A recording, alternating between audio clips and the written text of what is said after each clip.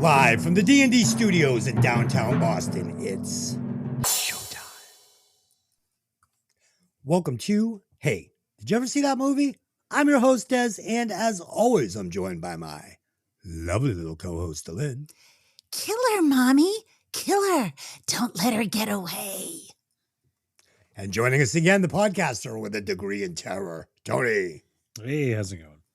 Tonight, we will be discussing the 1980 horror movie, Friday the 13th, written by Sean S. Cunningham and Victor Miller, directed by Sean S. Cunningham, starring Kevin Bacon, Adrian King, and Betsy Palmer. As always, this podcast will contain spoilers, so if you haven't seen it, jump in your DeLorean, go back to 1980, welcome to Earth, listen to it, and then come back and watch the movie. That's right.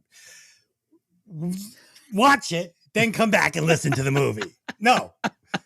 Watch it, then come back and listen to the podcast. Hurry, please. We have so much time and so little to see. Wait a minute. Strike that. Reverse it. Thank you. Scratch that, reverse it, go forward. Yeah, all that stuff. Let's run the trailer.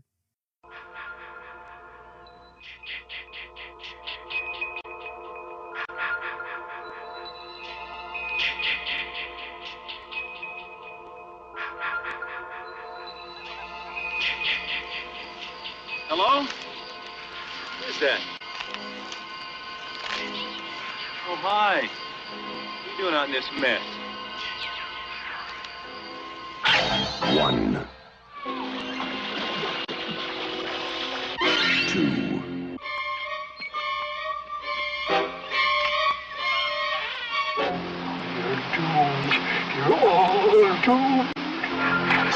3.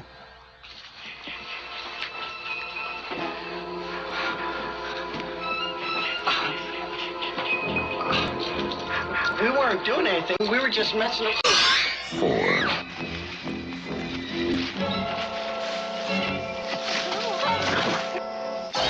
5. 6.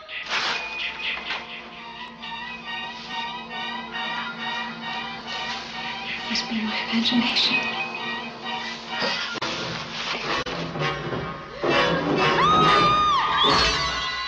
7. Can I help you?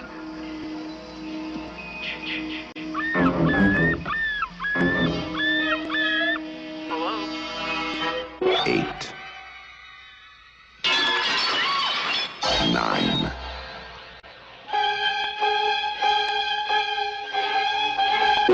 10.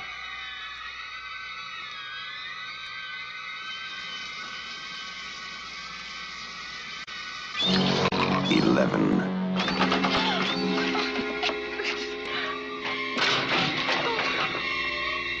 12. Friday the 13th. You may only see it once, but that will be enough.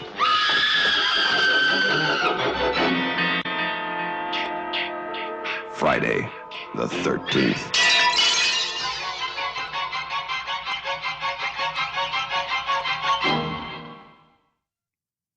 Man, that was smooth, huh? It was a super smooth opening. Smooth as sandpaper, man. We're off to a rough start. Please take a moment to like, subscribe, and comment if you're listening on YouTube or Spotify. And if you're listening on Apple, please leave a 5-star review as it helps the podcast grow. If you'd like to help support the show, head over to our merch store at vvr.printify, printify.me, and grab a Hey, did you ever see that movie shirt or coffee mug. I've worked up a new design for Tony's Tales of Terror. It's a cool little shirt. So we're going to get that up in the next couple of days. So make sure you head over to the merch store. Check out those shirts and designs and mugs. With a box office budget of $550,000 and a box office gross of $60 million, this was considered a colossal success for the studio. I mean, shit, this might be one of the biggest returns like in the history of movie making. $60 million in 1980 is like $250 million profit. I mean, on a $550,000 budget. It's fucking bonkers. It's bonkers. Tony, you were aware of that? I knew it was huge. I didn't know it was that much. I mean, that's the reason that it's still literally still in the courts. I mean, there's a legal battle going on. That's really? why the Friday the 13th game had to be pulled. They couldn't do any new merch for it. That's why there's been no new movies either. Miller is still fighting Cunningham for the rights. So anything new that comes out can't be Jason Friday the 13th. It's got to be called something else or have a different appearance.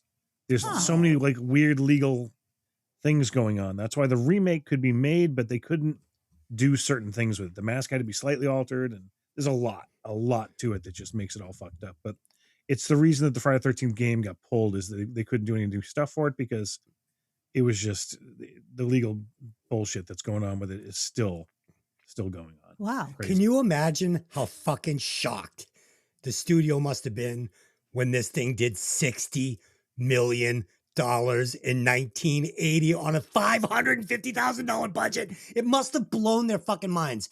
They probably thought this was going to be like a summer little fling. Maybe it does like, maybe it does like $1.5 million, $2 million. $60 million fucking dollars. I can't. Are you sure that's? No, it's true because I looked it up because I fact checked him because I was like, "There's no way." No, but I mean, is it all that summer or is that since then? Because I mean, it was 30 million US and 60 million international, like complete. And that's true. Back in the day, they used to keep pulling back the movies to play this summer and then in the winter. Yeah, that does make sense. Okay. Was this pre-Halloween or post-Halloween? Post. This was the response to everything else. It was like, all right, the babysitters worked. Let's go ahead and do something else. So they, as I'm sure we'll get to, is the fact that they didn't have a script when they first plugged the movie. That's crazy. And movies weren't doing $60 million back then. I mean, you had like, Star Wars and shit, but not slasher movies. No, and the word of mouth is what totally made it. I mean, honestly, the ending alone pulled people in. And the fact that it was one of the bloodiest movies at the time that was mainstream, put up by Paramount of all studios. They were, I'm not going to say notoriously, censoring, but they had a reputation for being scissor happy in the editing bays with the MPAA. Sure. I mean, I actually was watching this and I was thinking to myself how restrained it all was. And it's because I'm looking at it from 2026. I'm looking back at it. I'm like, this is restrained. Like the shots of the kills are quick. There's a lot of off-screen stuff that happens. I was like, this is pretty restrained. Like it's not super bloody, but I forget like 1980 that it was, it was actually groundbreaking in a lot of ways. See, I think it's still pretty violent. I mean, the axe to the head, the arrow, I mean, those were harsh back in the day. I mean, I remember when I saw this when I was way too young. I saw this I was like 11 on Showtime. Oh dear. The year it came out, the year after it came out, and blown away. This cemented all interest in horror and gore and Fangoria. And I need to know how they did this. I need to read up everything about everything. This was the one. This is the catalyst. Do you guys want to score it now or? I'm joking. Okay, let's do some opening thoughts on this one. I think we just did. Okay. So I thought I was familiar with this movie. I thought this was a movie I'd seen a million times. I was going to hit play and it was just going to be like listening to a familiar song. I could not have been any more wrong. This was a fresh watch for me. I didn't recognize almost anything from this movie. I think the only things I really knew about it was just, Pulp Fiction. Camp. Yeah, just stuff that you hear, I don't think I'm not sure I've ever seen this movie. Maybe once. Tony, were you familiar with the movie? Oh yeah. This was my bread and butter growing up. This is like Halloween, Friday the 13th, Nightmare on Elm Street. This is it's everything I know. It's everything it's the greatest hits. It is. It's the original. It's Van Halen 1 for me is really what it comes down to. I have to ask you, it's the rules. Delynn, how many times you had seen the movie before preparing for the podcast? So I had seen it at some point in probably like the 90s. And I think I had seen it like at a party where you're not really paying close attention to a movie because you're talking and drinking, whatever. I saw it again probably maybe about 10 years ago, but there was a lot I had forgotten because I don't think I was paying attention then either. So this was not a fresh watch, but kind of. I remembered it being way jankier, way lower budget, way worse, way cheesier kill. I just remembered it being not this. So I was pleasantly surprised, not to spoil it. Hepbridge Farm remembers.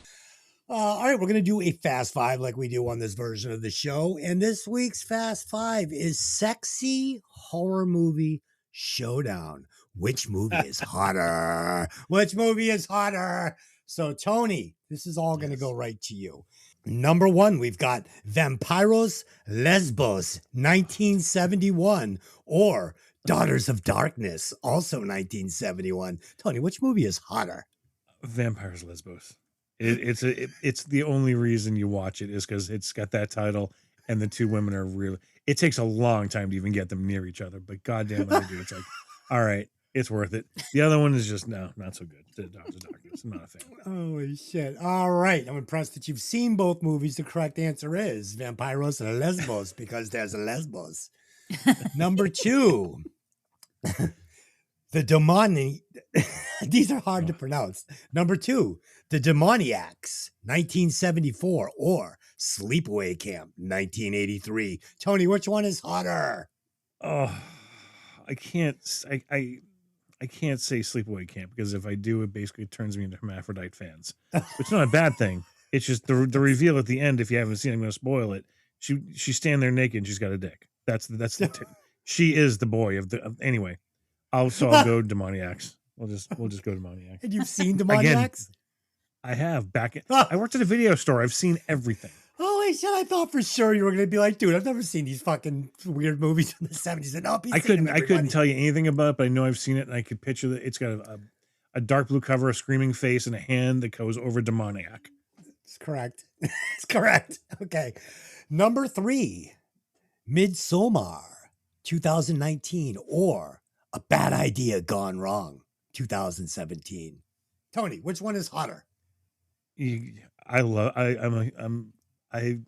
gonna say it's an unhealthy obsession with Florence Pugh, but man, yeah. I love Florence Pugh. Me too. Like everything about her, it's like she just chooses good roles, and she's an amazing actress, and she's cute, and she's got an attitude. So I got to go Midsommar. All right, the correct answer is Midsommar because Tony said so. Number four, See No Evil 2 from 2014, or Dark Shadows from 2012. Tony, which movie gets you hotter? Which one's sweatier? I hate to say Dark Shadows because it's got Michelle Pfeiffer in it, and she's she's Catwoman. What are you gonna do? She's still, she's 150th this year, and she's still amazingly gorgeous. She's gorgeous. It's stunning. Oh, she can still crack that whip too. Have you seen that video of her cracking the whip in her backyard? Yes, several times on repeat. I'd blow the dust off that pussy and go to work.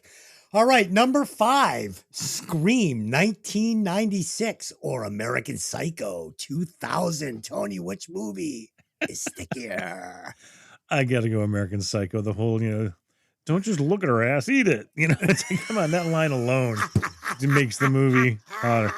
Just everything about it. Just, my old roommate and I, we would quote this on a regular basis. Just, standing in the mirror, flexing, just, oh, it's so good. Just look at her ass, eat it. That's fucking great. All right, so there you go. There's your Fast Five. Tony's seen all the movies. That's all that really matters. Let me give you a quick synopsis on tonight's tale.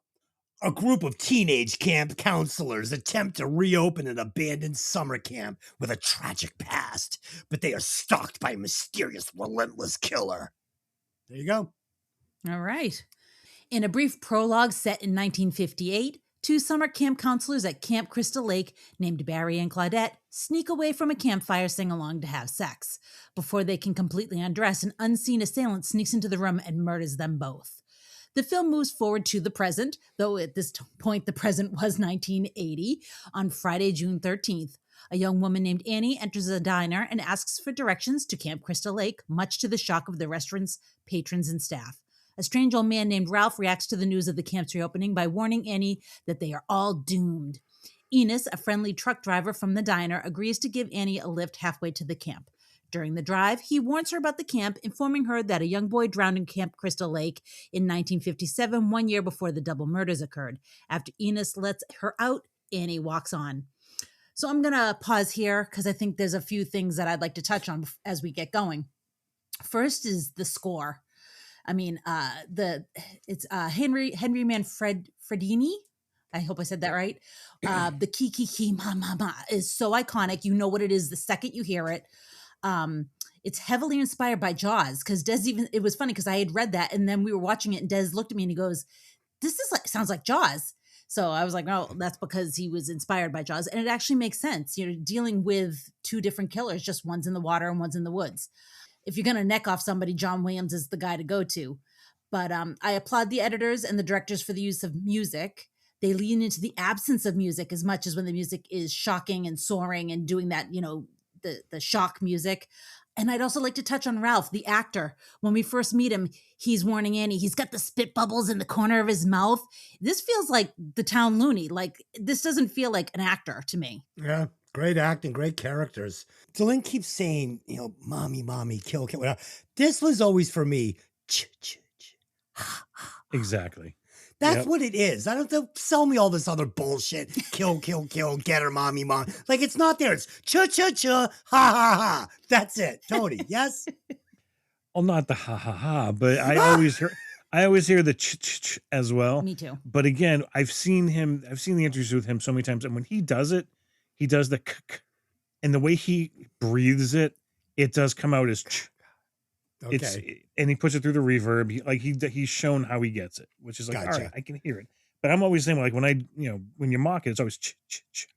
Yes. Oh, yeah. Same kind of thing. So. And that's what put this movie on the map, man. I remember, that's like one of the things you remember. Like, everybody,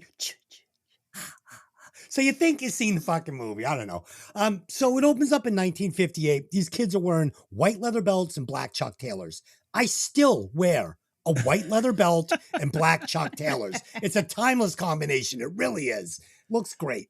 Next, if there's one thing we've learned over years of reviewing horror movies, it's that killers hate horny teenagers. Even in 1958, killers and monsters hate sluts.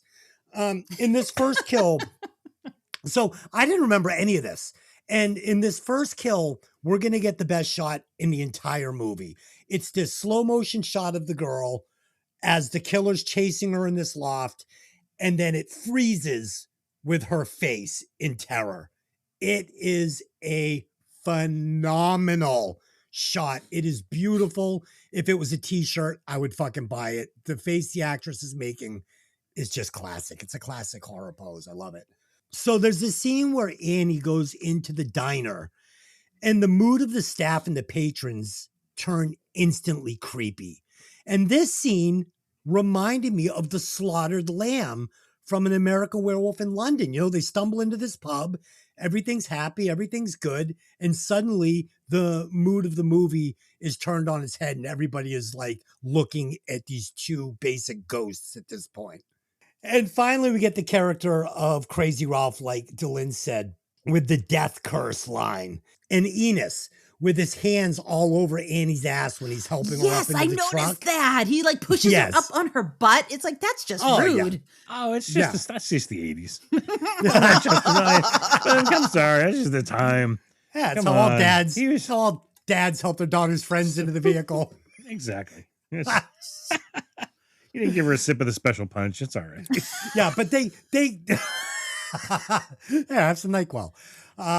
This town is creepy. It's a really nice setup. We get some great characters. It sets all the right moods. And obviously, this lends itself to movies and scenes I'm going to see in the future, like American Werewolf in London. So what I thought was really interesting is as Annie is walking into the town, the first building she passes is a building that's boarded up. And it's like, and there's nobody around really. She says hi to the dog and it's like, there's no cars going by. There's not people around. There's just like 7 people in a diner and that's it. And it's like, to me, that makes it extra creepy because it feels like that whole town just fell apart and could never recover after the nearby camp, just put them on the map for the wrong reason. Had nothing to do with the camp. This is fucking Slaughterville, USA, small town, population 400. This is just what it is. Tony?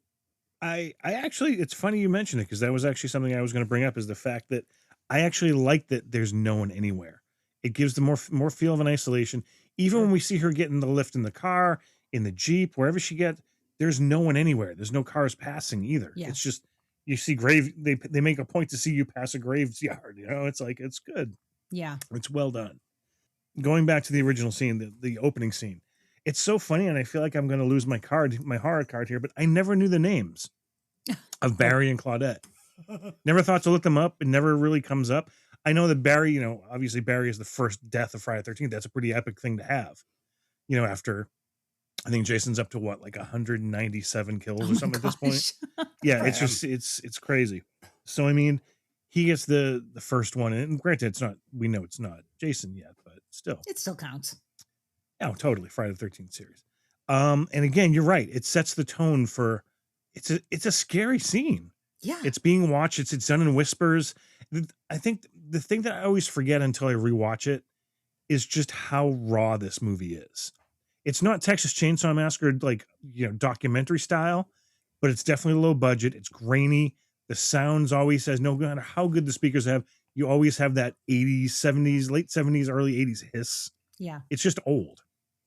But the acting's good. It's like, it's not bad acting throughout this movie. I mean, they make some terrible decisions because you have to, or there'd be no movie, but everybody's good in it. And that's what I always forget, because this is the series that everybody jokes like, oh, stupid Friday the 13th, drugs are bad, drinking's bad, sex bad. Like, all the rules came from Halloween and from Friday the 13th. Those are the ones that cemented the quote rules from generations to come.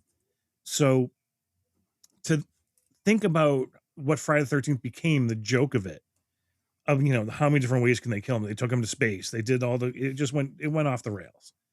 But the first one is a solid mystery. It's a solid, like, who done it, when are they going to do it? And holy shit, this is extremely violent for the day. And it was really well done. That intro scene is just sets the mood. And again, to touch on the soundtrack, like I know we already have, I forget that the soundtrack of the first one is completely different from the soundtracks of all the rest. They lose their, so like the ding, ding, ding, ding, ding, that goes away. And that's terrifying. Like, it's hearing so that scary. with the it is. Why would you get rid of that? I'm guessing licensing. It's just, it came down to that kind of situation. Even though he did the soundtracks for all of them, he wanted them to each stand on their own. I mean, by the time we get to 3, we have a disco theme of it. So it's just like, it's off again. It just went off the rails. But anyway, those are my thoughts. Tony, do you believe that Barry and Claudette are the camp counselors that were not watching Jason when he drowned? Or is it just any camp counselors that are, necking instead of doing what they're supposed to be doing are going to get it?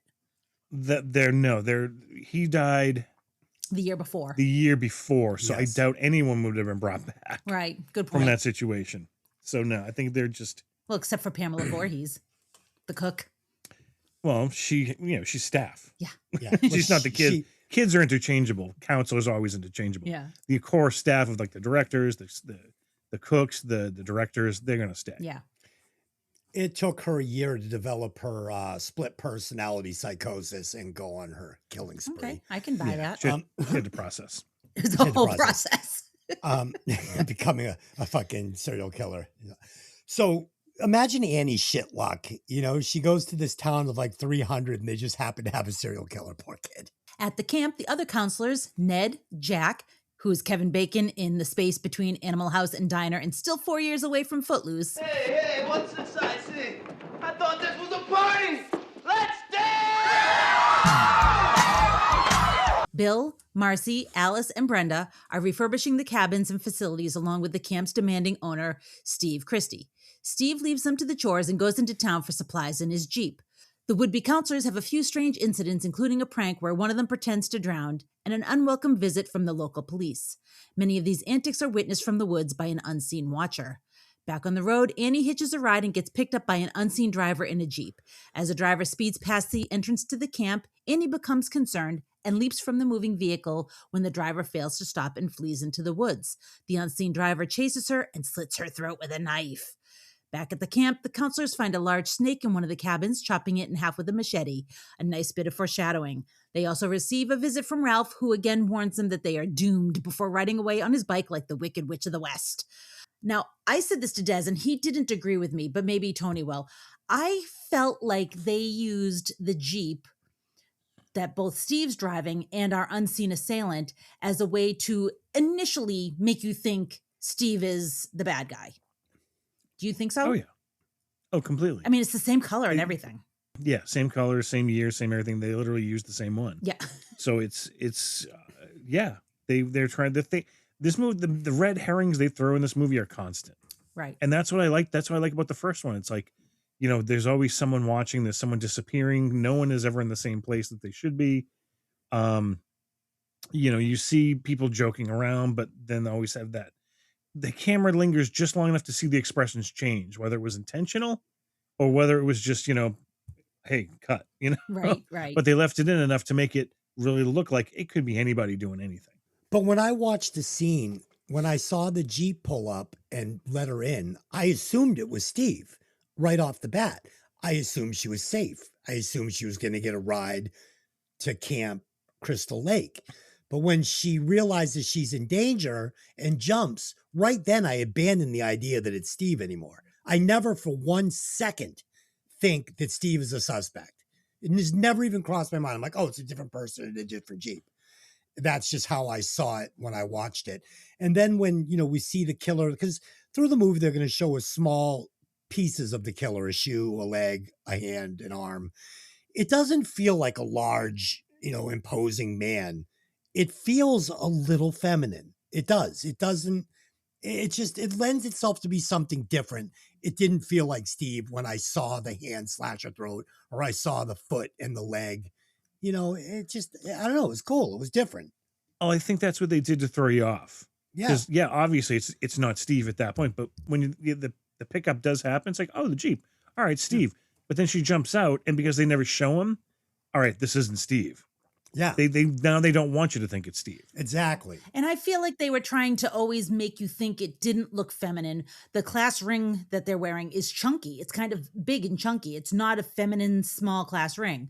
A brown plaid shirt. Like, you don't think of a woman wearing a brown plaid shirt. So they're trying to throw you off with the things they are showing you, but they don't ever show you enough so that, like Des said, like the hand is a little small, the foot's a little small. So if you are very clever and watching, you might catch on. It didn't feel like a man to me. And I think that they could have used a male actor for these shots if they really were trying to completely throw us off. I think this was a woman we're seeing. Maybe.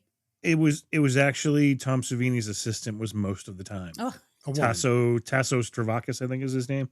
And that's why at the end, when she's reaching for her head, he has hairy knuckles. Yeah, I did see that. When we were watching it together, I went, holy shit, that's a dude. But I didn't see that with a lot of these throat cuts and these other close-up shots. I thought it was. I mean, he's a smaller guy, but it's still a guy. And when they did bring her in at the end, obviously they built her up to be more blocky. Yes. She had layers on layers on layers. Mm-hmm. So, I mean. Okay. Either way. We see Alice being watched as she goes to talk to Bill in these opening shots at Camp Crystal Lake. So we have to assume that the killer is already there. So I thought that was pretty cool. Right from the jump, it's almost like in Black Christmas, where we see the person creeping around outside through the POV and we know the killer is there. Same exact thing. So right off the bat, even though it's a sunny day and everybody's there, we know they're immediately in danger. Next, we get this nice jump scare where Ned shoots an arrow at Brenda. Now, this is sketchy as hell. She's moving around, and this is presumably his first shot of the summer. What a fucking asshole stunt. This could have ended in tragedy. Teenagers are assholes, and Miss Voorhees is well within her rights for wanting to kill these irresponsible, over-sexualized, arrow-shooting little cretins. Fuck, man. I mean, seriously, this kid's a fucking jerk-off. So we get the second kill here. Steve leaves in a Jeep. So when Annie gets in the Jeep, like we discussed, while hitchhiking, I just assume it's Steve's Jeep. I assume that Annie is safe and sound. But when she realizes she's in trouble, like I said, I never suspected Steve as a killer in this movie. And I'll tell you something else. To be honest, I never suspected any character that I'm introduced to in this entire movie. I always assumed it was an off-screen killer that we had not met yet. I mean, even Crazy, what's his name? Crazy Ralph. Even Crazy Ralph, he never seemed like a threat to me. He just seemed like the town nut, and I never suspected him for a moment. But what I do know after this scene in the woods with Annie is this isn't a curse. It isn't a monster, it's a serial killer. And that is fucking terrifying right from the jump. And for 1980, I thought the special effects in this first kill throat slash looked great.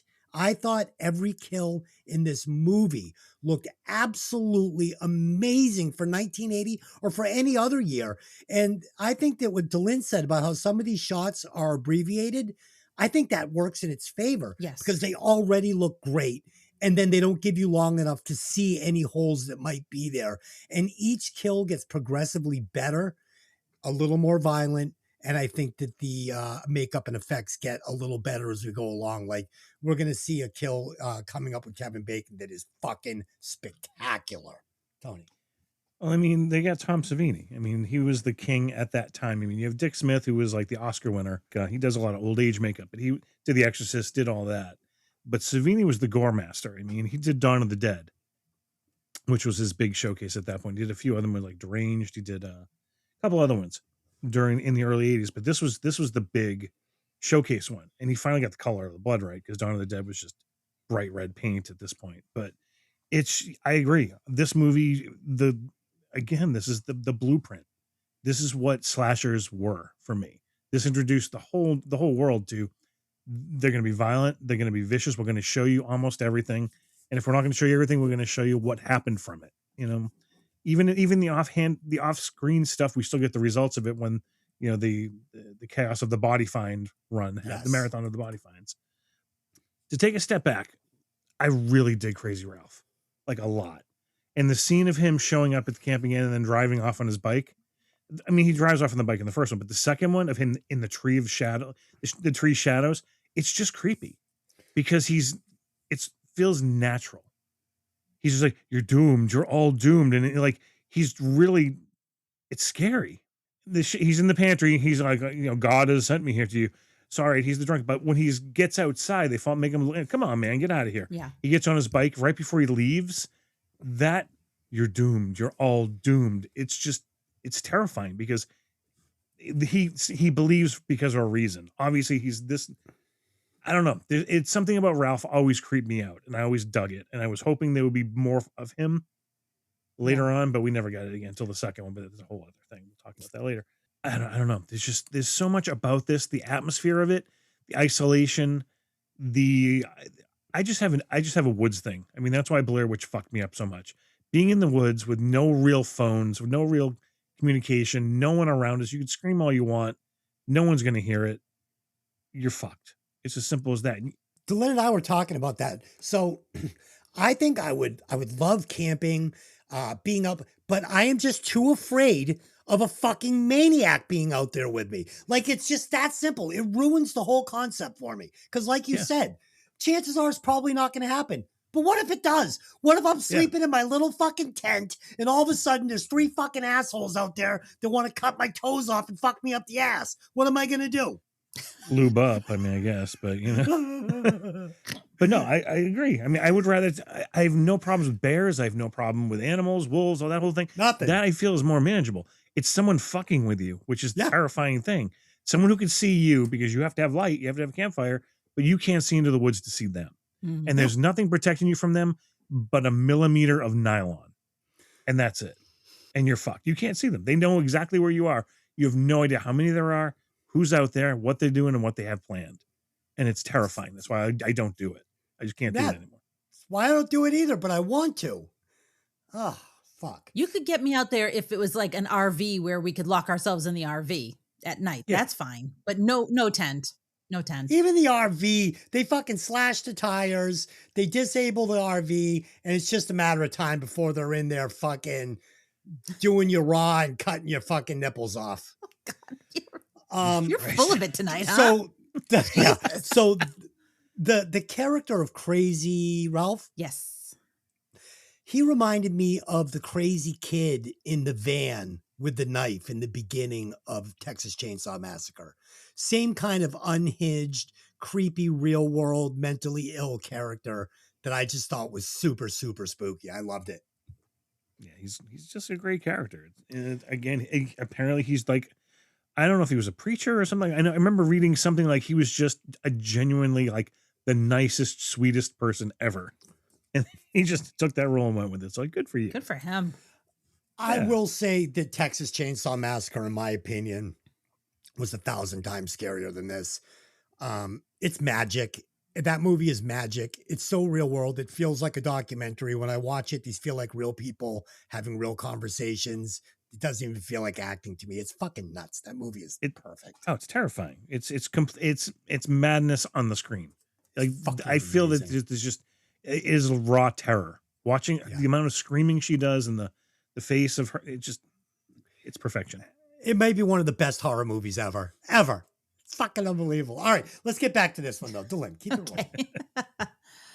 Jack and Marcy go for a walk on the grounds ahead of a coming rainstorm, being watched from the bushes, although this time it's not our unseen peeper, it's Ned. He spots somebody entering a cabin and goes in after him before the camera cuts back to Jack and Marcy, where Marcy explains a scary dream she's had several times when she was younger, how there was loud rain and then blood and then silence. Another bit of foreshadowing here. Marcy and Jack enter a cabin and have sex in one of the bunks, unaware that Ned's dead body is in the upper bunk. Afterwards, Marcy leaves to visit the ladies' room, and Jack is attacked by the killer, who is lying in wait underneath the cot. The murderer drives an arrow up through the bed, and it pierces Jack's throat, killing him. While using the bathroom, Marcy hears a noise by the showers. Thinking it's Jack playing a joke on her, she goes and pulls back a shower curtain. Finding nothing, she turns around and sees the killer right before getting an axe to the face. So, as Tony was mentioning, the practical effects in this movie are done by the great Tom Savini. And the funny thing is today's 4K, I can see the difference in skin tone. Do I care? No, I don't give a shit. It looks fucking awesome. I was a little disappointed that Marcy doesn't get killed by something that goes through her ears after this foreshadowing of silence. I was expecting something to go through her head or go through her ears, but it's a minor quibble. I don't think she's hearing a heck of a lot now that she's dead, so it's okay. So Ned is a fucking idiot, right? Yes. First the arrow, then the fake drowning. This guy is a fucking problem. You're at a lake. He's that guy. Fucking He's that guy. He's the annoying guy. He was stoned. He comes out with the cop there. He starts being an idiot around the cop. Mm-hmm. Yeah, completely. And a fake drowning. I mean, give me a break. This guy's a fucking asshole, and I can't wait for him to get it. So I was surprised when they actually killed the snake. I checked it. They killed an innocent bull snake for the shooting of this movie. They fucking chopped that thing up for no reason. 1 point, one point deduction at the end of this movie for that. It's 100%. I watched it and I said, they killed that snake. That's not fucking Hollywood magic. Yeah. They fucked that thing up. So we get this scene with Officer Dorff. And this was just comedy gold for me. The performance really reminded me of the scene in Dumb and Dumber when Harry and Lloyd get pulled over by the cop played by Harlan Williams. We get the same over-the-top, aggressive, bumbling character here. You know, just shut your mouth, would you? Yeah, I know what's good for you. And, you know, I loved it. I thought it was fucking great. I loved the character. I'm glad he didn't show up in the movie again because it was a little out of place. But I think at that moment, I enjoyed the break in horror and the little tip to comedy. Next, we see Crazy Ralph at the camp. How the fuck did he ride his bike 20 miles from town on that piece of shit bicycle that quickly? He is a broken down fuck.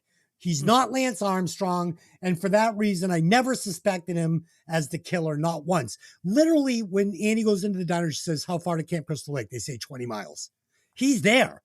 Fucking, he is there. She jumps in the truck, and next thing you know, he's there. The guy 20 must miles have is calves. a long time. Is a long, Especially long when you're way. on a piece of shit fucking beach cruiser with wooden wheels and a busted back. It's not happening. It's not happening. Next, you had talked about this scene in your reading. Next, we get a long shot of Jack and Marcy kissing. And as the camera pulls back, we first think it's Ned watching them, but then it pulls back a little further. And it's actually the killer watching Ned. That's what we're seeing here. Yeah. It's a very clever shot, and it leads to Ned being drawn into the cabin like a lamb to the slaughter. And I was so glad that the camera didn't immediately follow into the cabin and show us a kill. And that's where you're talking about the restraint of this movie. It is a whodunit. It is a mystery. It's also a slasher movie. And that's what makes it so entertaining for me. Next, we see Marcy's spectacular white lace undies, which I can only imagine are covering an even more spectacular 70s bush. But unfortunately, that is just going to be a hunch because I never get a peek at that baby. After a few minutes of dry humping, fucking Jack is just like a fucking corpse on top for like dry humping her. We see Ned is dead with his throat cut in the bunk above. So my thought here is the first kill in 1958 was a throat cut, was a stab to the belly. And then we see the throat cut on Annie. And I was glad that they didn't just keep going throat cut, throat cut, throat cut. I was starting to get nervous that this was going to be the MO. We were going to have a throat cut every single time because I hadn't seen the movie in so long. And it would have been cool because it would have made it feel like a ritualistic serial killer that has like a signature. But how many times can we watch a throat get cut and be shocked by the kill? Twice. We were there. We had already reached the threshold at this point. So I'm glad they didn't go back to it. But it was gold. It was completely dialed in. And this next kill might be the best one when Jack gets an arrow through the neck. This kill looks fucking spectacular. Now, I'm not going to fucking nitpick here. How did the arrow go through the mattress, through the box spring, through the back? I don't care. None of that matters to me. It came up through his throat. It's an awesome looking arrowhead. The blood pools perfectly. It's the perfect color. It's the perfect texture. This is like, I don't know how they couldn't get this blood in every movie in this era, because usually the blood either is too thick, too orange, too red, doesn't look right. This is fucking magical. And finally, Marcy gets it in the face with an axe. And this kill looks amazing. First, we get the shadow of the axe up in the air. Then we get the kill, and it looked so real to me. I was so impressed. This hatchet looked like it was wedged into this girl's face and skull. Blown away by these fucking makeup effects. Blown away, Tony. Yeah. I mean, Savini was at his height. I mean, he was just phenomenal in this. That whole shower scene, tense, just amazingly tense, so well done. Because again, you get the initial pull of the shower curtain, and that's scary to begin with. You expected something there, and it happens twice. They set it up like 2 times. Yeah. And the good thing is, like, when we do first see it or when we go back to it, you see it move just a little bit in the background. You know, if she's like, you know, the killer is there, we know it's there. And then, you know, when the axe goes up, you see behind, and then hits the lampshade, and then get the light swinging back and forth. Perfect set, perfect atmosphere, everything about it. That's my favorite kill. Everyone loves the arrow through the throat because it's innovative. It's Kevin Bacon getting it. It's viciously violent. Yeah. And very, very bloody. But Marcy is my favorite of the entire first movie. It's just, it's cat and mouse. It's tense. Sets up the like amazing tension that maybe she might not get it right here. Maybe it'll be somewhere like on her way back. Maybe she's going to find both bodies. To me, the terror of that whole thing, of this whole scene we're discussing, is the fact that they had a lantern. They went into the cabin. It's so dark in there. All they know is that the side table where they put put the weed and they put the thing and they put their clothes down, that they never looked in the top bunk. Yeah. That is terrifying to me because not only is he up there, but what else could have been in there? Right. You know, it's like, who else? The killer's under the bed. Obviously, the killer's under the bed. But that's what I'm saying is like, we've all kind of been in those kind of cabins where you see bunk beds. It's not that high. It shouldn't have been hidden. But the way they sort of have him rolled, so when the lightning flashes and the camera sees it, it is kind of his back is to them. So it might have just looked like pillows. I don't know. Well, but just, so well done. And Tony, you got to remember, these are young, horny teenagers. They are focused. They are locked in on tits and cock. They don't give a shit. They're all set. Yeah, I was just going to say that the pulling of the shower curtain for me is a terrifying thing. I was just playing Resident Evil recently, and there's a part where you pull a shower curtain, and I literally stood there in the game like, do I pull it? Do I ignore it? Do I pull it? Like, I just didn't want to pull it. I was afraid to pull the shower curtain. It's so stupid.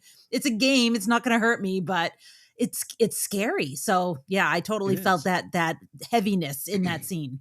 Which Resident Evil are you playing? 9. Oh, it's so fucking good. It's so fucking Anyway.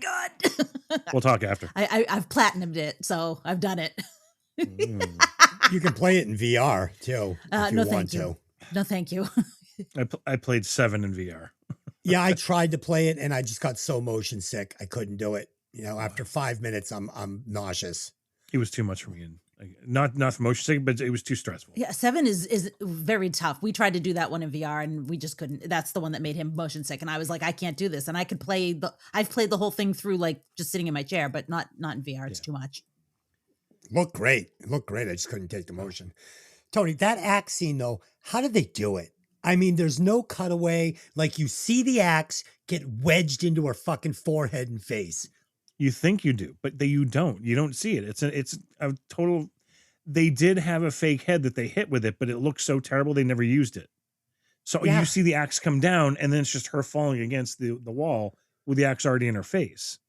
And because they've ruined the fake head, they had to basically glue it onto her and just show the result, because the fake head, it kind of went through it too hard and didn't split right. So it Thank looked like you were God. smashing a pumpkin.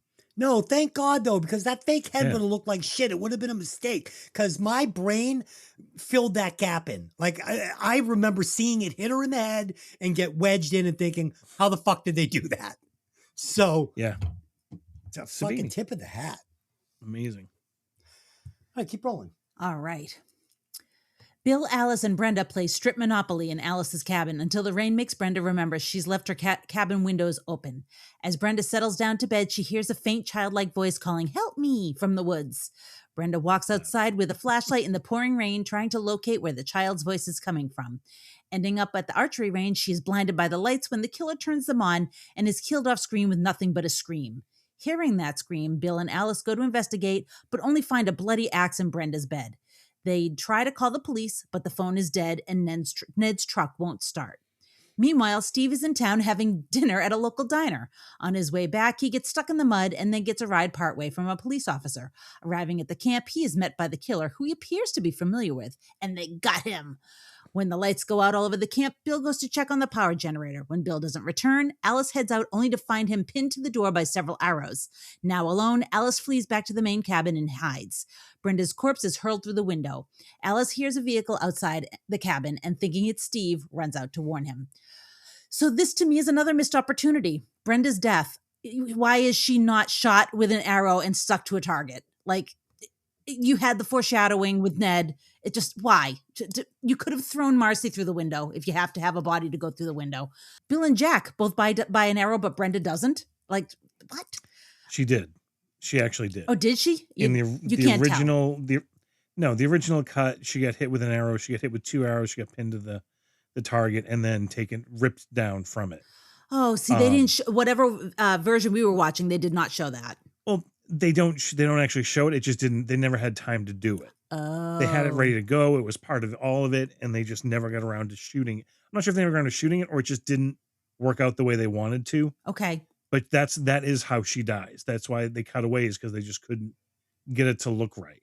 Okay. I mean, even Ned's original shot was guided by a wire, obviously to play it safe stunt wise. Right. But yeah, they never could figure out how to get it right. But she does. That's in quote the novelization or whatever it was, the original screenplay. She does get hit with an arrow, stuck to the target, hits the second arrow. That's what kills her. Yeah. So here's the thing. You can't make it work so you can see it. So when Alice goes running later on in the movie, and she should see her, like instead just arrows in their chest and she's up against the target. And like I said, you can throw Marcy through the window if you need a body to throw. I just feel like it was a missed opportunity, especially if that was the original plan. I won't argue. I agree. It's just that fucking scene. Again, it comes down to being in the woods, camping. Fuck that. Help me. No. Just the help me in the middle of the woods. Like, no, fuck that. Oh, I'm closing my door, turning off the lights and sitting Shutting there. the lights. Mhm. Yeah. In the dark, sitting there with my back against the wall and not moving. Hell no. Exactly. Terrifying. But she was the first one to jump in the water to save Ned. She's a counselor. She's one of them. So, and it sounded like a kid. So she's a rescuer. Yeah. So that's really what it comes down to. You're not wrong. I'd also like to point out that Steve is a total asshat. You leave these kids up at the camp. As far as you know, they've got no cook among them. You're going to stop for a yummy dinner before going back without bringing them a slice of pie or a couple of donuts. You're a fucking dickhead. Steve getting the ride there and then, being let off halfway. I dug because when he's running, and it's kind of scary just to watch this thing come out of the darkness. Yes. Hit by the light and then go back into the darkness. It's like it's a creepy scene. So they do this twice. They do that with him when he's running towards the camp. You see the yellow slicker first before you really see him. And then you can kind of see him as he approaches the sign. But then later when Alice is running, she does the same thing. She's running away from Mrs. Voorhees and she's in that white top. So you see the white top disappearing into this complete blackness of the woods, which was honestly, both of those scenes were really well done. And I really liked it. Yeah. So in this part of the movie, we get those scenes of Marcy being drawn out of her cabin by a female crying for help. And this is where I think we should have started to suspect the killer might actually be a woman, right? I mean, I guess took it as a little kid's voice. I didn't take it as a girl. Well, to me, it sounded like a little kid. Yeah, it sounded like a little girl to me. And I don't think I would have put this together back in 1980. I mean, in retrospect, it's easy to say because we know it's Mrs. Voorhees, but, it started to feel that way to me. I'm like, this obviously isn't, Michael Myers or Jason. Mommy, help me, right? I also thought the glimpses of the killer's body, like I said, looked slightly feminine. I just thought they did. Or at the very least, like I said, just not a giant imposing man. And honestly, it made it creepier for me because I didn't know what the fuck was out there. It was very mysterious. And the final reveal of Mrs. Voorhees, it did not disappoint me. I thought it was fucking amazing. So next, Alice and Bill find a bloody axe in the bed and find themselves completely alone. This is where I start yelling at the movie, and I never stop because the decision-making and the lack of urgency is unforgivably stupid at this point in the movie. Alice says, do you think we should call someone? You think we should fucking call someone? We can't fucking find any of our fucking friends. There's a giant bloody axe in the bed. The phone is out. The power's out. The truck doesn't work. Yeah, I think we got a problem now. Phone is out. Truck is dead. Bill says, we'll laugh about this in the morning. We're going to laugh about this in the morning. Honey, we're going to laugh about this in the morning. You know what I thought was inexcusable? Why don't you take a nap? And she's asleep already. Yeah. Like, are you fucking kidding me? Yeah. No. He's way too fucking calm. They found a bloody axe and their friends are all missing. It's ridiculous. I was going to say, that's why he's the main suspect. He's the one they want you to think did it because he's the one who had the evil look in his eye after he killed the snake. He's the one who's basically telling people to go to different places. You should go to your, it's like, we'll stop the Monopoly game. Yeah, go to your cabin. You go do this. You go do that. No, you should take a nap and I'll go do this. He's separating them. So good point. They're leading it to he's the point. Killer. So when he disappears, he's just doing his killing. He's just putting the bodies where it's got to go until she closes the door. And then we find out, nope, that's wrong. It actually, now that you've said that, I kept thinking to myself, like, okay, how is Mrs. Voorhees picking up these bodies and moving them? Because she kills Marcy in the bathroom and there's no blood, no body, no nothing when Brenda goes in there. So, she's moving these bodies around, at least to a certain degree. She moves Annie around. So Steve is wedged up on a door. I mean, or in a tree or something. But she's a big woman. And I'm going to say this later. She's an imposing figure. She's not a frail little lady. You're not wrong. She's a woodsy woman. She's a woodsy. She can solid. Fuck yeah. She builds you a fucking shelter and a fire. No, you're not wrong. But I just again, this is, you have to suspend your belief, but I'm like, okay, if somebody takes an axe to the face, there's going to be at least a couple of blood drops on the ground. But Brenda never went there. She shut the curtains. And that was the scary part about it. The light was out. When Brenda went and looked over, the light was out and the curtain was shut. Yeah. And the thing is, when Brenda looks away, they cut back and the curtain moves. Yeah. So she's still in there. Yeah. with Great. that. So it's like, that's fucking terrifying. Yes, it is. It Yes, is terrifying. It is terrifying. It is. So next, Steve gets it, and it appears that he recognizes the killer. Now, I kind of wish Miss Voorhees had made a quick cameo in the beginning of the movie as like a nice, helpful woman, like with a motherly vibe. You know, maybe at the diner, you know, she comes over and says to Annie, you know, I worked there once, you know, you should really think about not going up there. Or, you know, I could drive you halfway instead of going with the guy. And maybe she tells a little of the story. I wish I had seen her first, Tony. That it's funny that they actually said that. It's again, not something I didn't realize until I started, you know, doing my research for tonight, is that they actually suggested that, and the director's like, nope, I don't want her seen until we see her, till the reveal. It's like, but it's someone out of nowhere. Like, she should at least be in the diner, a face as they scan the counter. Yes. She should be sitting at the end because everybody knows her. You know, she's been there forever. Just make her seen. So because it's not it a complete robs out us. of nowhere. It robs us of the aha moment. Right. You know, I want to say, oh, fuck, I saw her in the beginning. That I should have known. I should have known.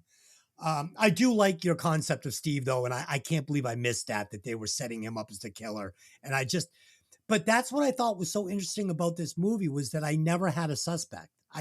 Everybody seemed like pretty good people, and I just wasn't getting creepy vibes from anybody. So, yeah, no, it's interesting. So Bill tells Alice to get some rest. Get some rest. And heads to the generator that is also down. Why the fuck isn't he yelling out for the other counselors? Why aren't Bill and Alice trying to gather the group together after finding this bloody axe? How is this bitch taking a nap alone in Spook Central? Like, no, this is not possible. This is ridiculous. She wouldn't have left Bill's side, and I'm pissed now. I'm not happy about this. Finally, Alice finds Bill pinned to the door, and he gets it 3 ways to Sunday. 3 arrows in the body, and his throat is cut. It's fucking great. And now we're down to just Alice, the dumbest character in the movie, who lives, spoiler alert, despite basically knocking out Miss Voorhees 3 different times. She knocks her out on 3 occasions. Out. She's out. She's on the ground, incapacitated, and chooses not to finish her off when she has her down and helpless. And instead, she keeps running to compromising locations to be attacked again and again and again. Tony. You know, we watch these for that reason. There's too many times, though. You can't have this happen 3 times. The thing, again, another thing I didn't realize watching it, because I mean, we watch it now, you think everybody back in the day looks old. I'm thinking these are 20-something-year-olds. Alice was 19. Oh, shit. Like, that blew me away. Like, or is it Bill was 19 and Alice was 17, supposed to be 17. No, other way around. Sorry.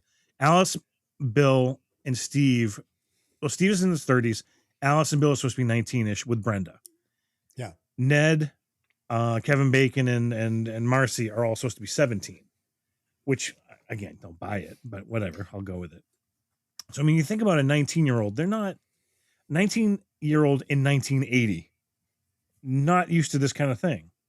No, that's so it's like, true. she's just, well, you know. No, what? And they think it's a joke. They think it's like they're just messing with us. No, that can't be fucking a possibility at this point. Oh, trust me. I'm not saying again, just going with the flow of the movie. I understand why they did it. Would I do it? Fuck no. As soon as something went bad, like as soon as the lights went out, I'm like, we're out. I don't get, Listen, hiking through the woods. Fuck this. I understand that it has to go down this way or we can't have Friday the 13th, but I have to review the movie and have to call it out when I see it. And fucking, if you're fighting for your life, you are now fighting for your life in the woods. It's you and a serial killer. You get them down. They're down. They're almost out. You've got a million ways to fucking finish them off. You run away. But then it happens again 5 minutes later. And then it happens again 5 minutes later. It's like at this point, why don't you just fucking kill yourself, asshole? Well, I mean, if we're jumping ahead that far, I mean, the last time she knocks her out and then goes and sits by the edge of the water. Oh, you It's fucking like, come on. asswipe. At least get in the canoe and go to the middle of the lake. No, Yeah. get, so at get, least you can't hear it coming. You know. Yeah. get down on your hands and your knees and put your face right next to the water so you'll be easier to drown when she sneaks up behind you again. You know, I also am curious about Alice and Steve's relationship because it's weird. You know, like she's fixing that gutter earlier in the movie, and she's saying he's saying, you know, give me another chance, and it's like, are they in a relationship? Like she seems like they she's were banging around. 17. Yeah, it's No, she seemed older. She seemed older. She was the 19-year-old, but he was supposed to be in his 30s. yeah, gross. So yeah, they did hint that they did have an affair, but she was mostly on and off with Bill apparently. Oh, okay.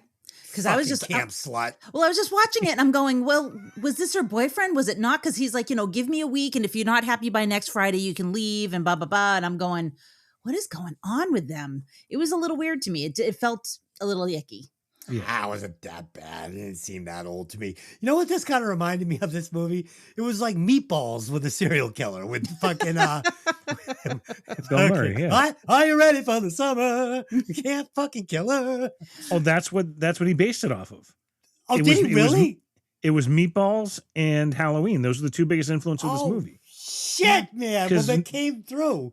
Yeah, Meatballs was 1979. That's what he got the idea from there. He's like, all right, where can we put these people? Because Halloween was called the Babysitter Killers, and this was called, it was something, there was a different name for it. I'm totally zoning on it now, but it literally is like Kids in the Woods or Kids at Camp. Yeah. So it's like, yeah, he totally took the Bill Murray Meatballs thing and went with it. Oh, it's so funny. I totally got that. I kept waiting for Bill Murray to take that weird little kid out to the shed. All right, fill in. Keep it going. Okay.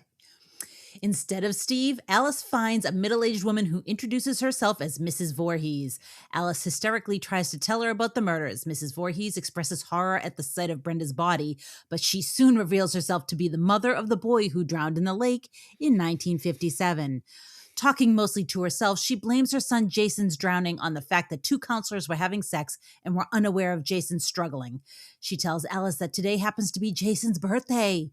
Mrs. Voorhees suddenly turns violent and pulls out her knife, rushing at Alice, but Alice uses a fireplace poker and temporarily knocks Mrs. Voorhees unconscious. A lengthy chase ensues, during which Alice flees her attacker and finds Steve and Anne's bodies in the process. Mrs. Voorhees turns back on the generator to the camp and then chases Alice all over while she's speaking to herself in Jason's voice, which is terribly creepy.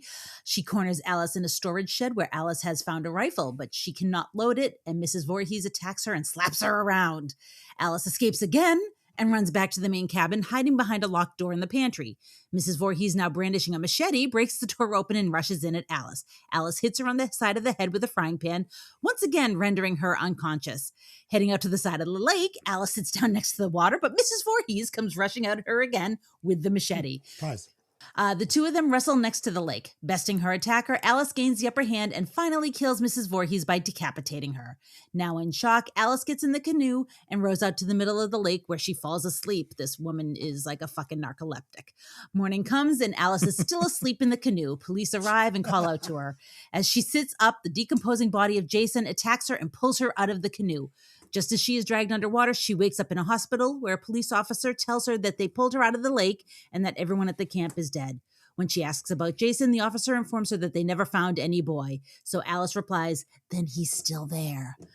So, as we've been talking about, I've got problems with Alice's behavior. This is ridiculous. You know, push that dead body out of the Jeep and leave. Like, are you fucking nuts? When you knock her down in the storage shed, you have time to load the gun now. Load the fucking thing and either shoot her or tie her up or something. Jesus Christ. I mean, I know that this is a young woman from the late 70s, early 80s, but come on. Come on. Let me just finish by saying I would love to say that Betsy Palmer's portrayal is fantastic. I thought she was unhinged in the best way possible. And considering she said that the script was a piece of shit and she was only doing this because they were going to pay her $10,000 to get a new car, she's now since then, you know, come back to Jesus, and she will do like, you know, cons and stuff like that. And she now recognizes that it's an important piece of American pop culture. Dude, the last fucking 15 minutes of this movie is Alice whooping Miss Voorhees' ass. This is a 3-round fucking UFC fight. She wins all 3 rounds and then knocks her out at the bell. A walk-off knockout. Miss Voorhees doesn't stand a chance against this chick. This younger woman is fucking opening up whoop ass on her the entire time. Miss Voorhees gives her a couple little baby slaps in the face, and then fucking Alice goes, gets her down, hits her with a frying pan, whack, boom, boom, cuts her fucking head off. It's not even a contest. She's got this woman covered. So next, Brenda is tossed through the window, and we meet Miss Voorhees. This actress that played Miss Voorhees is so creepy and intimidating to me. She wasn't a little woman. She wasn't a little lady. This felt, like I said, like an outdoorsy woman, hiking, camping, 5 hunting. packs a day. Yeah, but she was perfect for the part. I thought she was scared. I'd have been scared of her. I would have been scared of her. Oh, you know that woman knows how to skin an animal. Like, no question. She definitely can skin an animal. She can skin a fucking teenager, too. It's terrifying.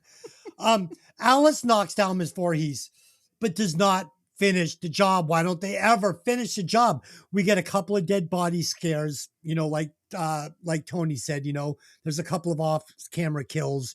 We're going to see how they were killed. I thought it was clever. I thought it was really fun to save it for this final act and kind of just, jam a bunch of fun into this final act. And then we get a scene that borrows from Psycho.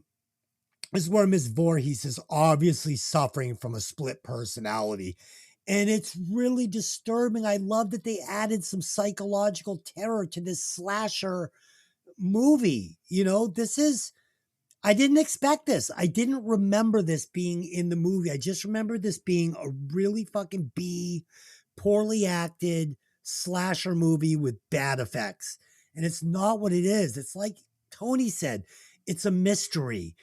It's a slasher movie. It's a psychological thriller. It's really it's pretty deep for what on the surface appears to be a Happy Meal, right? Yeah. Then Alice gets Miss Voorhees down for a second time. And instead of knocking her out and tying her up with the giant ball of twine that she's fighting her off with, she runs into the night again, giving up her advantage for a second time. Then she knocks Miss Voorhees out with a frying pan. Ping! She is fucking out. And again, she doesn't finish the job. She decides to go sit by the lake and wait to be murdered.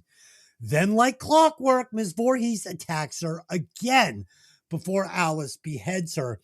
And again, Alice makes a bad decision. Instead of heading to the Jeep, throwing out Annie's dead body and driving away, she gets in a fucking canoe. I did love the dream sequence at the end because it left the idea of Jason returning to kill as an open-ended possibility. I kept saying to Lynn, she goes into the one room in the beginning. There's a fucking fire extinguisher in there. And it's one of the old ones with a powder. You just hold that thing and wait. You blast that bitch in the face with the fucking white powder and then smash her fucking head to paste with that 30-pound steel fire extinguisher. End of story. Tony, final act. She's a camp counselor who cares about people. She is not thinking that way. Survival or not. I mean, she's traumatized. Everybody she knows and loved at one point is dead in the situation. She's running. She does get the upper hand. When she finally hits her with the frying pan, she rolls her over and does see there's blood there. So I'm guessing she's probably thinking she did kill her. She doesn't check, which is stupid. We all know to check now because we've seen it in the fucking movies. Check! So, I mean, she just runs out and then goes, but yeah, sitting on the bank of the friggin' murder lake is not where you want to be. So, I mean, I can't argue. Toss poor Annie out, get in the Jeep. Unless it's a stick, then she can't drive it. Then you're fucked. What are you going to do? So drive it all the way there and first. She does. Seriously. She doesn't I'm pushing that, She doesn't even just sit by Murder Lake. She gets into a canoe and drifts out in the middle of Murder Lake, the cursed Murder Lake. Right. So, I mean, Miss Voorhees gets decapitated. It's the first on-screen decapitation that I think I've ever seen. I forgot as an that 11-year-old child, and it fucked me up. I'll never forget seeing it, watching this with my parents in my living room on Showtime. Oh, and they're just like, oh, that was too much. That was too much. It was nothing compared to when Jason jumped out and my dad screaming. That's great. This big 280-pound Italian Robert De Niro from The Untouchables looking motherfucker. Sit on the edge of the couch. Me inches from the TV, cross-legged on the floor because I'm an idiot. My mom in her chair, my dad in his chair. That happens. Him screaming, my mom screaming, my dad yelling at me, why are we watching this stupid fucking movie? It's ingrained as like a core memory in my head that I love, which makes this movie way better than it. My rating is going to be off the charts because of that memory alone. That's awesome. Dude, Tony went after the movie was over in the Tony house. This is what happened. So Tony, as a young little child, goes to his room, reads like his Fangoria magazine for another half an hour, and then goes to bed and like dreams of unicorns with a smile on his face, while his mother and father sleep with the lights on. Something fucking wrong with that kid. Why does he like this stuff? We gotta go take him somewhere. This fucking kid. No, Jesus Christ. No. They put a fucking lock on their door that you don't even know about. Okay. There's no way these people were sleeping 10 feet from you, not sure if you were going to chop them up in the middle of the night. I have to say, I will always give my parents the benefit of the doubt and the credit they deserve, because we had family members who would say, he really needs to go talk to you. There's something wrong with your kid. And they would basically say, go fuck yourself. He's fine. They always had my back. The one thing I'll give them throughout everything, they've always supported my stupid love of horror. Anyway. Yeah, wait till they look under fucking the foundation of Tony's house. Stop. I'm not saying I buried some plastic skeletons in some cement anywhere, but there will be some questions if anyone ever digs up shit in my yard. That's fucking great. That's fucking great. All right. Anything else on the end of this movie, guys, or have we done it? I love that final scare, man. And the fact when we go back after he's still there, they put the little ping in the water, so you get the ring. You get that moment of like, is he coming up? Real or is it not? Yeah. And you wait for it, and then it just goes to black. Yeah. But again, the music on the first one is never duplicated in any of the movies, and it's that peaceful, serene, terrifying something's under the fucking surface. I know it is. Yeah. Kind of music that just plays out as the movie ends. Yeah. Is something only happened in the late 70s, early 80s. Like there's something magical about the way they recorded the music, the way the soundtracks were. They're just scarier. It's just a scarier movie. Yeah. Again, adding this final scene of the two cops and Jason pulling her into the water and then leaving us with the idea, was it a dream? Was it reality? Is it something in between? It's a fun concept for a slasher movie that I didn't remember having these layers, right? Yeah. I mean, it's cool.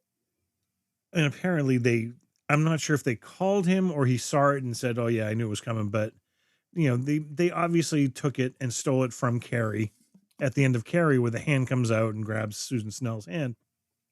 And De Palma's on record saying, yeah, I saw it coming. Like, fuck you. No one saw that coming.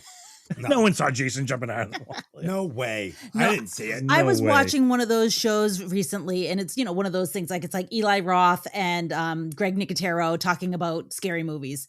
And this was like the number one scare they never saw coming, any of them. This was like like Jason jumping out of the lake at the end of the first Friday the 13th. Like they all rated that as like the most amazing thing that they had seen at that time. The kid looked great. The kid looked great too. Yeah. Loved it. Oh, terrifying. Yeah. But I mean, there's this, it's definitely in the top 2 for me of all jump scares ever. Right. Not number 1. Number 1 will always be Exorcist 3, but we don't want to get into that. If you're really breaking it down though, the kid would have been what? This happened in 57. Would have been 22? That kid didn't look 22. They pulled her down. No, but part 2 he did.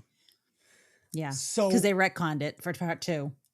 Right. Yeah. So I have to assume that Jason, was like Chaka, living in the woods, making fire with sticks, hunting. As they always say, he was hunting and stealing from campers and keeping quiet. That's why when we meet him in part 2, he's got a little cabin set up. He's got a little bathroom set up, and he's trying to just exist. Never but he saw his mother. Oh, I Never actually grown to love part 2 a lot. But again, maybe we'll do it another. Maybe we'll do it another time. Yeah, we'll have to, because I've never seen it. I'd be interested. So little tidbit, this camp is a working summer camp. It exists. It's still around today, and you can go and visit it. And, if you want to sightsee at Camp Crystal Lake, you can do that, which I thought was kind of interesting. Have you ever been, Tony? I haven't yet. I mean, I hear it's usually really overpriced when they do the screenings. Yeah. So it's, it's not on my bucket list. There's other places definitely want to go first. Overlook, in Aspen, Colorado. Definitely want to make it to the Shining Hotel. Yes, of course. Is that a thing? That's a thing you can visit? The Really? Stanley Hotel. It's based on the Stanley Hotel. They've got a Stephen King room and everything. And they actually have a film. They have a film festival now too. Yes, they do. I actually said to Delyn when she told me about the Camp Crystal Lake being a real place you could go. I was like, I would never fucking go there because you're gonna go there and stay for the weekend, and some super fan lunatic with a screw loose is gonna go down there and want to make a name for himself in a hockey mask, cut my nipples off, and bang my corpse. Not doing it. How about the nipples? Yeah, he's having a nipple moment. Yeah, I don't want my nipples removed. I don't want it that. All right, that's it. We did it. That's Friday the 13th. Let's head over to the casting couch. I'm going to replace Betsy Palmer with China. Wow. I don't think that doesn't work. Tony, go ahead. No, it was hard to do this because, I mean, literally there's no stars in this. I mean, Betsy Palmer was a name. But everyone else I liked it better with no names at the time. I mean, Kevin Bacon became a name. And that's what always works best with these movies is that as soon as you recognize a star, it's like, all right, they're the hero. Yeah. So it's like, I didn't want to recast anybody because it all just works the way it is. And it's not that I was lazy. It's just like, I thought about it and I'm like, if anybody, I'd probably Steve Christie because he's not in enough. Right. So I might throw somebody into that. Okay. But again, there's not one bad performance. I mean, I liked everybody in it. That's why I said China. I was just fucking around because she's huge. I had said Paul Rudd for fucking for Steve, but I was all set. So go ahead. Yeah, I actually did recast one person, and so I replaced the girl that played Alice with Allison Hannigan, who you'd know from American Pie, Buffy, How I Met Your Mother. And the reason why I picked her was because when Alice talks, her mouth does the same thing that Allison Hannigan's mouth did. So that's all I could see because I've watched Buffy ridiculously over and over again. So all I could see was that little weird mouth thing. And I was like, so I'm picking Allison Hannigan for that. But that's the only reason why. All right, let's head over to the alternate ending. As if we'd end the movie like that. Sure. Let's do the Scooby-Doo ending. Good call.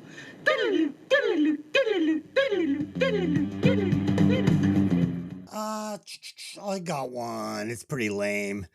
So the first time Alice disables Miss Voorhees in the cabin, she takes the steel fire extinguisher and smashes her face to paste. The end. So Lynn, what do you got? Mine's a little longer, so buckle up. Okay. In my alternate ending, when Mrs. Voorhees comes at Alice with a knife, Alice hits her with a fire poker. And then she hits her 6 more times just to make sure she stays down for a little bit. Alice runs out of the cabin, attempts to take the Jeep, sees Annie, backs out, and sees Steve. Knowing this woman has been killing everyone, Alice nuts up and pulls Annie's body out of the Jeep, gets behind the wheel, and backs out just as Mrs. Voorhees comes out of the cabin. She peels off while Mrs. Voorhees stands in the dark. "Don't let her get away, Mummy. Kill her." "Oh, I will, Jason." Alice drives into town like a madwoman, screeching to a halt in front of the police station. There, she tells them the story, and they hold her there while they go to check out the camp as the sun is coming up. When they return, they've said they found all the dead bodies of her coworkers, but no Mrs. Voorhees, and they're going to have to hold Alice on suspicion of the killings now. Alice is handcuffed to a chair in an interrogation room, and the officers step out. They're called away to another traffic accident, leaving only one officer to watch Alice. While Alice sits in the police station waiting, we get a shot of the lone officer laying on the ground behind their desk with a knife in their back. Then Mrs. Voorhees opens the door to Alice's room, and the movie cuts to black with Alice's scream hanging in the air. That's fucking great. That's so fucking good. That was really good. I fucking loved it. It's better than the fucking 15 minutes and her just beating Mrs. Voorhees senseless. Dude, that's a fucking great ending, man. Thank you. It's fucking awesome. Thank you. Yeah. You're a writer. You should have been doing these the whole time. You shouldn't be taking a bow now. I'm thinking about the other 14 you did. Sometimes the movie just doesn't lend itself to that. Sometimes I get the fucking feeling and I go with it. That was a great ending. That was good, yeah. I would have loved that. I would have fucking loved that ending. It kind of brought me back to The Hitcher. Where he's locked in the thing and they kill everybody and let him out. So good stuff. Well, because I definitely was doing that thing at the end of that movie where I'm going, why would the police show up? Nobody's called them. Like, why are the police there? Like, I couldn't understand. At the very least, give me the Barney Fife guy saying, you know, I dropped Steve off last night and I wanted to check to make sure he got back okay. And that's why we came. Like, he doesn't say anything. They just somehow magically show up there and find them all dead. Like, it was weird. I believe it's a dream sequence. It's all kind of that's the thing, right? Yes. But it is a dream sequence. But at the same time, she ends up in the hospital. So he said, we pulled you out of the lake. So we thought you were dead too. The police went there for some reason. Interesting, yeah. Oh, that leads to mine, which is the fact that the police pulled her out, and when she's like, "Well, didn't you find the boy?" She's like, "What boy? No, we don't know anything about the boy. Oh, it must be just you." And it ends the way it should have. But then we cut back to the lake, and the cops are basically taping off the lake, like, we can't let anyone know that he's back. We can't let anyone know that he's here. And they cover it up. So they're police taping the lake off. We can't have another one. I like it. Let him be. And that's where it ends with let him be. I like it. I like that. Think about this. Crazy Ralph did 40 miles that day on his bike. 40 miles. That's why he's so skinny. The guy bikes everywhere. His calves are like rock hard. Okay. Let's do some rewatch scores on this one. So right up to the axe in the bed, this movie was pushing a 4.01 for me. But the last 20 minutes of the movie really torpedoes the whole thing. But with that being said, it's still the first installment of one of the greatest of all time horror franchises. So I am giving it a robust 3.51 minus 1 point for killing the bull snake, giving this a 3.41 rewatch score. It's a great movie. It really is. Tony. It started everything. I mean, Halloween was the big budget, even though it wasn't a big budget. Halloween was the name. Halloween was the one that started everything, but this was the little brother with no budget. This is the kid brother. Look what I could do. Look what I could do. And outdid everything Halloween did. It had the jump scares. It had the atmosphere. It had the violence that Halloween didn't have. It stepped up everything that it should have and basically took the crown for decades to come, honestly, until Freddy, I feel, took it away. And again, it's the one that started it for me and all the memories I have associated with it. There's no way. I literally have annual marathons of the Friday the 13th series in my house. That's great. So it's like, and we might skip. All right, we're going to skip 6 this year. We're going to skip 5 this year. 1, 2, and 3 are never skipped. It's just, they're all solid. So, I mean, for this one, I gotta score it pretty high. I got to give it at least 4.68. Okay. Can you believe Texas Chainsaw Massacre was 1974? It still blows me away how intense that movie is for a 70s movie. 74. How is it not the king? I mean, how is it not recognized? It kind of is. Yeah. That, like, this is like, it's, I mean, as a franchise, it doesn't feel like it got the... Well, because as a franchise, I don't know if the ones that came after it are quite hold the candle to the first. Yeah, like Tony said. The second one's a comedy. The third one is cut to shit. Okay. And the fourth one went completely horrible. And the remake, as much as the remake is good, the sequel to the remake shit all over the original remake. So they just got lost. Yeah. There's only so many times you could bring back the character and justify why he's back. Yeah. Right. It's just a guy with a mask. But that guy, but the first one is literally like the pinnacle. I think, I mean, as far as I can't speak for every horror aficionado out there, but I would think that it's the pinnacle because it's one of the first and it was so well done. Texas Chainsaw and Exorcist. Those are always Exorcist, The Shining, and Texas Chainsaw. Those 3 are always top of everybody's list. Yeah. Yeah. Makes sense. They shouldn't have touched Texas Chainsaw Massacre again. It should have just been a moment that was untouchable. Don't do it again. Seriously. Go back and revisit it. 1974. Delynn, all lies in your hands. It's better than average. Obviously, it did not pass my phone test. I had to catch myself a couple times and back up the movie. But it's fucking good. It's entertaining.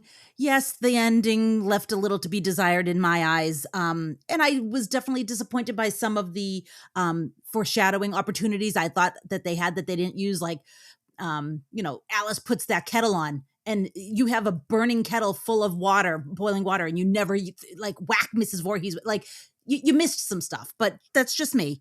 I'm going to give it a 3.62. There he goes. You and I were kind of in the same the same ballpark as not being big horror fans, seeing it with a 3.5 anyway. All right, add it up. Where does this sucker go? All right, so it comes in at number 56. It is it has a score of 3.90 and then 3 repeating. So that puts it right beneath Music and Lyrics and right above Deep Rising. Oh, that's low. Anyway. Oh boy, it is what it is. Yeah, I think that's a pretty. I think that's a pretty good score for this, though. I mean, it's not a low score. I mean, it's in the neighborhood of The Strangers. The Strangers is at 53. Aliens at 52. The Descent is at 59. 28 Days Later is at 61. So it's in that. It's Music and Lyrics is just an outlier because we're goofy like that. You give me a shotgun and I'm killing those 3 kids. Okay? Fucking whoop that fucking skinny kid's ass. Fucking strangers. All right. We're going to be back in 2 weeks with Tony 2.0 and his lovely wife, Mikki, where we will be breaking down The Witches of Eastwick. Oh, I haven't seen that in so long. It's so good. Yeah, I've been seeing it. I don't think I've ever seen it. If I did, it was... It's fun. I'm going to listen to that one because I can't wait to hear your thoughts. Oh, I'm sure he's going to shit all over it like he does any other movie I bring to the podcast. Because this was my choice. It's Jack Nicholson. Jack awesome. Nicholson. Oh, It's yeah. Nicholson. It's Cher. Awesome. It's Susan Sarandon and Michelle Pfeiffer. Like, how can you go wrong? And Sounds it's the crazy woman from Alien too. Yes. Oh, all right. And Sounds good. Invasion of the Bystanders. We'll give it a watch. On our sister podcast, Violent Vinyl Radio, we will be breaking down Love, Hate, Blackout in the Red Room. Blackout in the Red Room. All right, so there you go. Until next time, I just got one question for you. Hey, did you ever see that movie? We'll see you next time. Thank you.